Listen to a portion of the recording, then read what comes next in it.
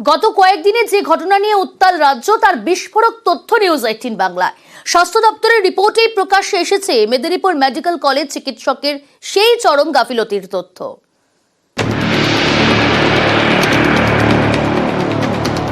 স্বাস্থ্য দপ্তরের এই রিপোর্ট অনুসারে কতগুলি তথ্য পরিষ্কার। মিনারা বিবি, বাচ্চা প্রসবের সময় 35 মিনিট, সম্পূর্ণ অপারেশনের সময় 1 ঘন্টা 55 মিনিট, দায়িত্বে আরএমও সৌমেন দাস।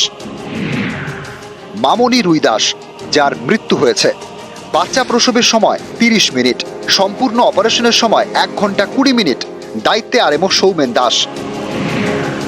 মাম্পি সিং, বাচ্চা প্রসবের সময় 9 মিনিট, সম্পূর্ণ অপারেশনের সময় 1 ঘন্টা 17 মিনিট, দায়িত্বে আরএমও সৌমেন দাস। নাসরিম খাতুন, বাচ্চা প্রসবের সময় 13 মিনিট, সম্পূর্ণ অপারেশনের সময় 2 ঘন্টা 38 মিনিট, দায়িত্বে আরএমও সৌমেন দাস।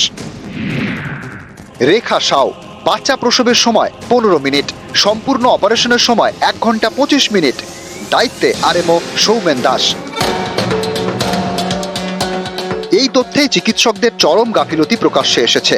বিশেষজ্ঞ চিকিৎসকদের মতে গড় বাচ্চা প্রসবের সময় 10 মিনিট, এর ফলে সদ্যজাতরও ভবিষ্যতে সমস্যা হতে পারে। এখানে প্রথম দুটি ক্ষেত্রে অনেক অতিরিক্ত সময় লেগেছে, অর্থাৎ পদ্ধতি বা চিকিৎসা সংক্রান্ত সমস্যা ছিল। বাকি 3টি ক্ষেত্রে সমস্যা প্রায় ছিল না।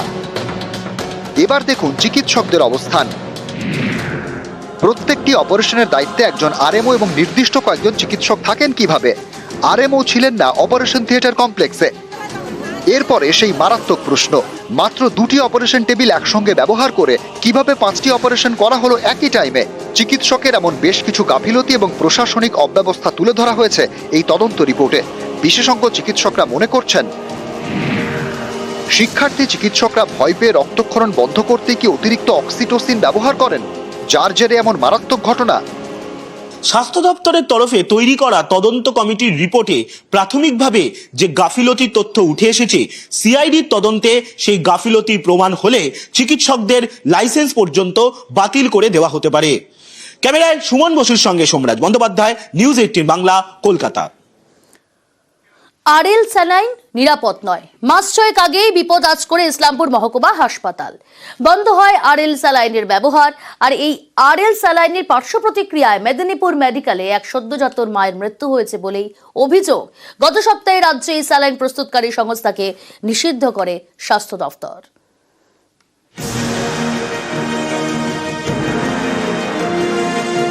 আরএল স্যালাইন, পুরো নাম রিঙ্গার ল্যাকটেট।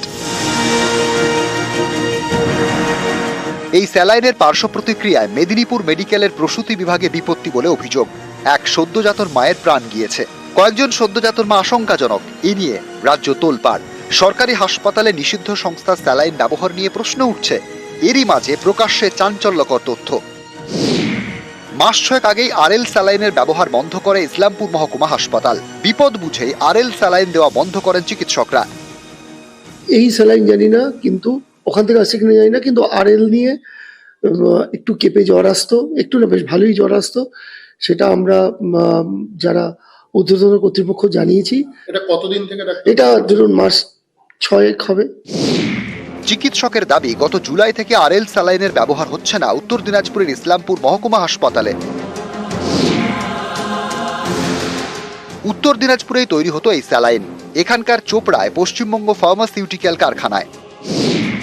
গত 7ই জানুয়ারি এই সংস্থাকে নিষিদ্ধ করে স্বাস্থ্য দপ্তর। মেডিকেলে সামগ্রী তৈরি এবং সরবরাহ করতেও নিষেধ করে দেয়।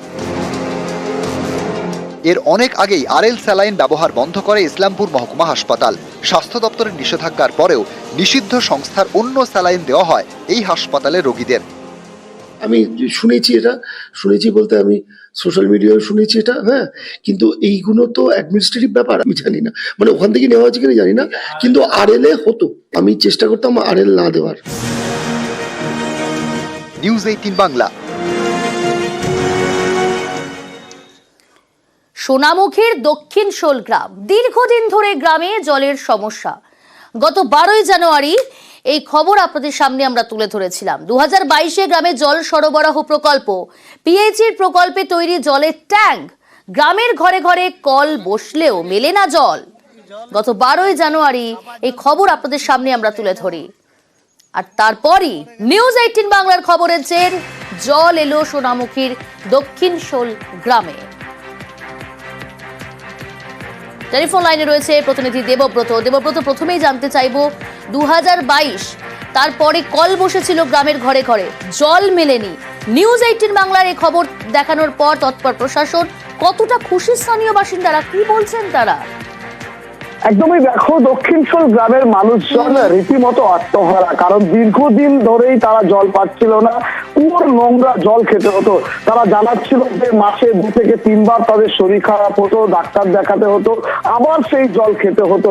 কারণ তারা বলছে নিউজ 18 বাংলা গ্রামে এসে খবর না করলে হয়তো তাদের এভাবেই চলতে হতো, এভাবেই সারা জীবন তাদের কাটাতে হতো। যখন আমরা এই খবর সম্প্রচার করি, একেবারে টনক নড়ে। প্রশাসনের তৎপরতার সাথে 24 ঘন্টার মধ্যে গ্রামে সেই প্রতিনিধি দল যায়, ইঞ্জিনিয়াররা যায়, মিস্ত্রিরা যায়, যুদ্ধকালীন তৎপরতায় সেই পাম্প হাউস তৈরি করে 48 ঘন্টার মধ্যে, অর্থাৎ নিউজ 18 বাংলার খবরের 48 ঘন্টার মধ্যে বাড়ি বাড়ি জল পৌঁছে গেছে। খুশি এলাকার মানুষ, ধন্যবাদ জানাচ্ছেন তারা। বেশ, তোমরা এসছিলে বলে জল পাচ্ছি, নাহলে কুয়োর জল খাচ্ছিলাম অন্তত দিন। হ্যাঁ, এখন জল পড়ছে, জল নিচ্ছি আজকে, ভালো খুশি। জল পড়ছে, এখন জল খেতে পাবো। কুয়োর জল আর খাবো না এখন। তোমরা এসছিলে বলে বেরিয়েছে খবর দেখানো পরে। হ্যাঁ, নিউজ 18 বাংলাকে অনেক অনেক ধন্যবাদ। কেন? পানীয় জলের ব্যবস্থা হয়েছে। আচ্ছা, জল পাচ্ছেন এখন? হ্যাঁ, এখন জল পাচ্ছি। কি বাড়ি বাড়ি পাচ্ছেন না কোথাও আনতে হচ্ছে? না, পারিবারিক পাচ্ছি। কারণ আগে কি সমস্যা ছিল আপনাদের? আগে কুয়ো থেকে জল আনতে হতো, নোংরা জল, এগুলো খাওয়া হতো, শরীর খারাপ হতো। এবার কি আর সমস্যা রইল আপনাদের? এখন আর কোনো সমস্যা নেই। খুশি আপনারা? হ্যাঁ, আমরা অনেক অনেক। এটা তৃণমূলের সরকার বলেই সম্ভব, যেটা আমরা খবরটা জানি না, আপনাদের মাধ্যমে জানার পরে সেটা তৎপরতার সঙ্গে কাজ আমরা বলেছিলাম যে শীঘ্রই কাজ সেরে দেব। শীঘ্রই মানুষের কাছে জল খুব তাড়াতাড়ি পৌঁছে গেছে। এই জন্য যারা সাংবাদিকতা করছেন, সাংবাদিক আছেন, তাদেরকেও ধন্যবাদ এই সকল খবর তুলে ধরার জন্য।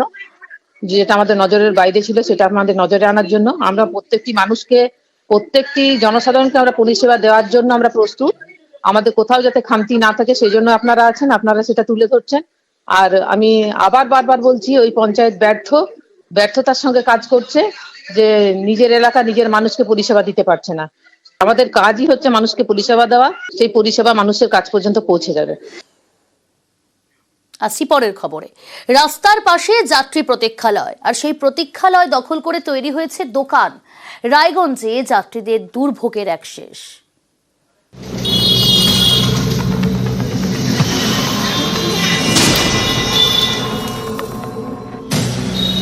এটা যাত্রী প্রতীক্ষালয়। বছর 5 আগে তৈরি করেছিল রায়গঞ্জ পুরসভা। সেই প্রতীক্ষালয় দখল করে তৈরি হয়েছে দোকান। উত্তর দিনাজপুরের রায়গঞ্জ মেডিকেল, পাশেই রাস্তা হাসপাতাল রোড। প্রতিদিন এ রাস্তায় ভিড়। এ পথে বাস চলে। যাত্রীদের সুবিধার জন্য রাস্তার পাশে প্রতীক্ষালয় তৈরি করে রায়গঞ্জ পুরসভা। সেই প্রতীক্ষালয় দখল হয়ে গিয়েছে, বসেছে দোকান, স্টিলের বাসন, নানান জিনিস। অভিযোগ, এর জেরে প্রতীক্ষালয়ে যাত্রীদের বসার জায়গা নেই। বাস ধরার জন্য রাস্তায় অপেক্ষা করতে হয়, রোদে বৃষ্টিতে নাজেহাল হতে হয়। সরকারি জায়গা যেহেতু যাত্রী প্রতীক্ষালয়, এটা দেখা উচিত পৌরসভা থেকে। পৌরসভা থেকে কিছু বলে না, কিছু করে না। যাত্রী প্রতীক্ষালয়ের সামনে দোকান নিয়ে বসে থাকে, যাত্রীদের অসুবিধা হয়। বৃষ্টি রোদ, বাইরে দাঁড়া থাকতে হয়, বাস ধরতে পারে না যাত্রীরা। আমি কোনো দখল করি নেই, এখানে পড়ে থাকে, বসে আছি। যেদিনকে আমাকে বলবে যে এখান থেকে উঠে যান, আমি উঠে দেবো। আমার ঘরও নাই, দরজা নাই, খুঁটিও নাই। আরে সবাই তো দেখে, পার্টির প্রত্যেকটা লোকে এখানে দেখে, ওরাই বলেছে যখন বলবো তখন উঠে দেবেন। এই ধরনের জিনিসকে পৌরসভা কখনোই পারমিশন দেয় না, এবং আমরা, আপনারা জানেন, বারবার মাইকিং করে মানুষকে সচেতন করার চেষ্টা করছি যাতে এই ধরনের কাজগুলো না করে, যাতে অন্যের অসুবিধা হয়। তারপরেও যদি না শুনে আগামী দিনে বল প্রয়োগ করবে পৌরসভা। রায়গঞ্জ থেকে মুক্তা সরকার, নিউজ 18 বাংলা।